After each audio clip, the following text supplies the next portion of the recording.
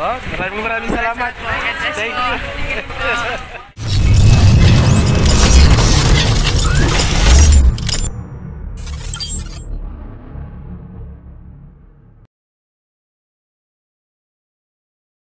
Hi guys! Welcome to my YouTube channel. This is Kuya Potpot Vlog at pero isang reaction video. No?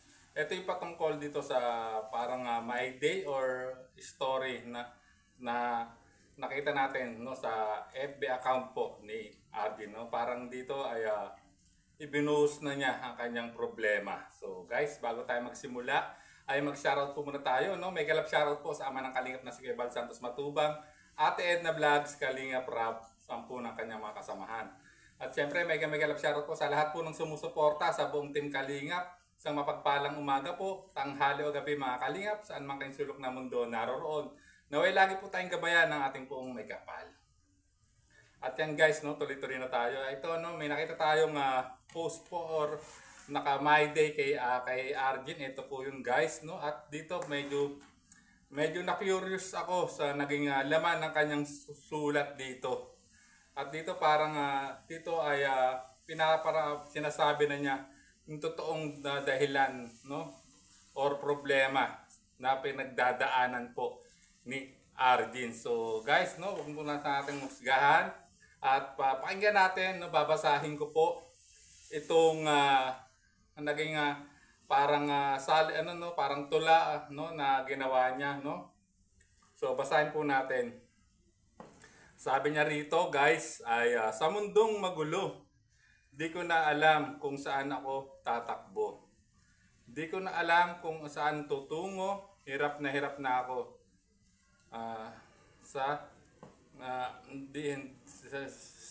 Di ko na malaman kung ano ba talaga ang nararamdaman ko. So medyo malalim, may pinanghuhugutan si Arjun dito sa kanyang mga kataga, no guys. At ito tuloy pa natin. Mga problemang di mailabas sa sarili ko nga ba ay sapat? Laging mali ang nakikita, tama ba o mali na? Paano ko lalaban kung lahat kayo nakahadlang? Paano ito malalampasan kung ang laki ng aking pasan? So medyo may matalinghaga ang kanyang sinasabi. Ni isa walang nagtanong kung kamusta na. So para sa akin, ito ay medyo matalinghaga ang mga binitawang salita po ni Arjun, mga Kalingap. Dito, aking opinion, no, ay may pinagdadaanan nga itong si Arjun na beneficiary ni Kalingap Edu. Kung ano man yung pinagdadaanan nito, sana ay kanya malampasan. At ang pinakamagandang maipapayo ko para sa kanya, i-open up niya sa kanyang mga magulang, relatives, mga kaibigan, trusted friends. At pwede niya rin sabihin kay Kalingap Edu, since naman po ay scatter, no? Dito, malalim, no? Itong kanyang,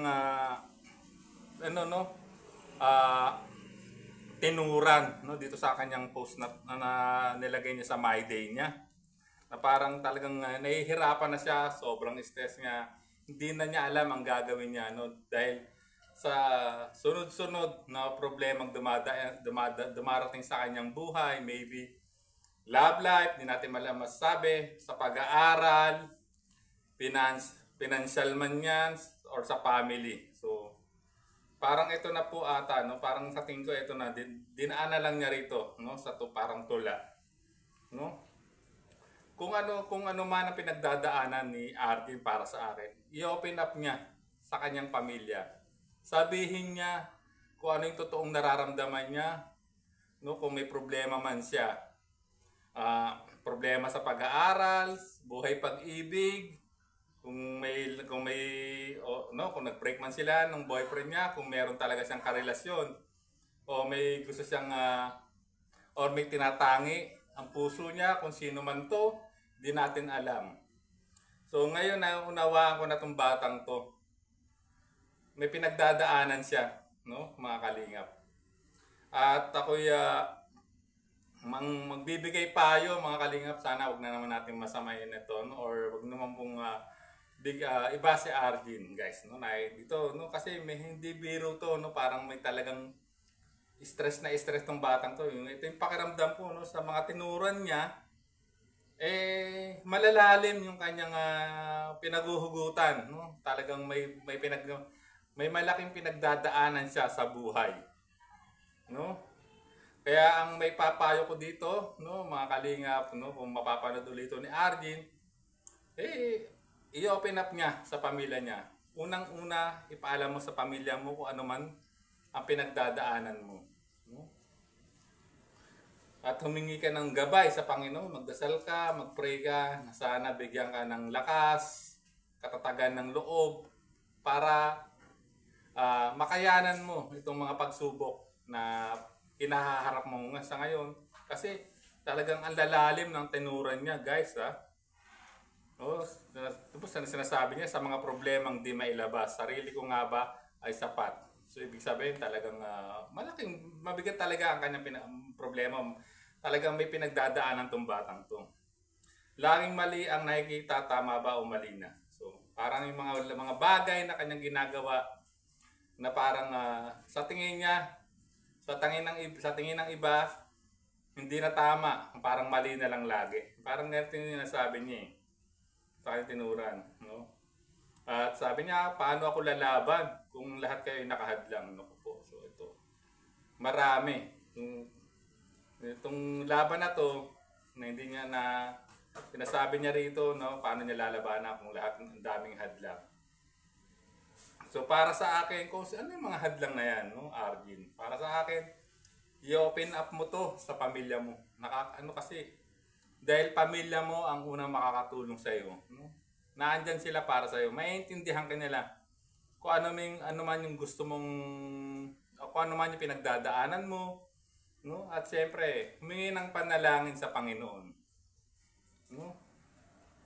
At no, walang problemang hindi kakayanin, basta sama-sama, no? Iano mo sa pamilya mo, no?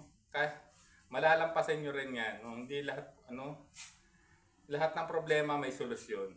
Huwag ka lang bibitaw, no?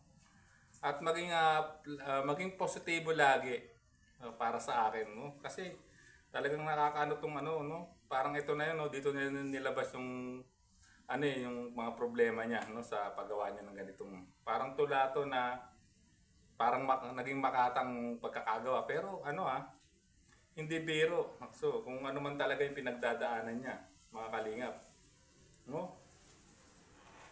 Para sa akin, kung ano man yung pinagdadaanan mo, ang unang mong lalapitan diyan, or ang unang mong magiging sandigan diyan, pamilya mo. Kausapin mo yung nanay, tatay mo, ipaliwanag mo kung ano man yung gusto mong mangyari, kung may problema ka, no, financial man yan, o sa pag-aaral o buhay pag-ibig. Mas maganda nga ipinapaalam yan sa pamilya, no, para makagawa sila ng paraan, para matulungan ka nila. Huwag mong sarilinin, mahirap kasi, no, mahirap kasi, no, baka mapaano ka, no, at ang masasabi ko, kapit lang sa Panginoon, no?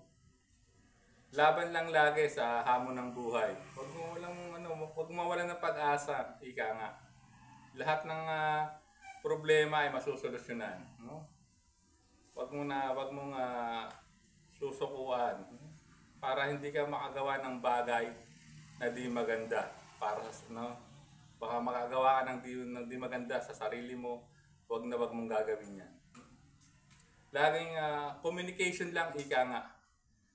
Mag-open up lagi sa pamilya, sa mahal sa buhay, para maunawaan nila at mapayuhan kanila kung anong tamang gagawin mo para malagpasan mo yung mga problemang yung kinaharap sa ngayon, no? Yun lang mapapayo ko, mga kalingap, dito kay Arjun, no? Nakakaano kasi itong naging kanyang sinulat, no? Itong kanyang pinost, kasi medyo may kirot din sa puso at talagang may pinagdadaanan siya. At syempre hindi naman tayo perfecto at masasabi ko lang, no, sana maging okay para sa iyo, no. Sama kita sa prayers na malagpasan mo tong problemang yung kinakaharap, Arjun. So, ayan mga kalingap, no, hoping na itong reaction video, kung mapapanood niya ulit ito, sana ay magpakatatag lang siya, yun ang masasabi ko mga kalingap. At siyempre, huwag po natin masyadong husgahan, no? Pwede tayo magbigay ng opinion or para sa akin. Ano lang tayo, alam kong wala naman perpekto, no? Ang masasabi ko, no? At muli, Arjun, no? Pakatatag ka lang, no? Laban lang sa hamon ng buhay. So ayan mga kalingap, hanggang dito na lang ating reaction video. Hanggang sa muli po nating reaction. There's a vlogger named Kuya Pot, spreading good vibes, giving all he's got. With the camera in his hand, he hits the road, capture moments, sharing stories untold. Kuya Pot, he's the one we adore, bring smiles, he's got so much more. In this crazy world, he is a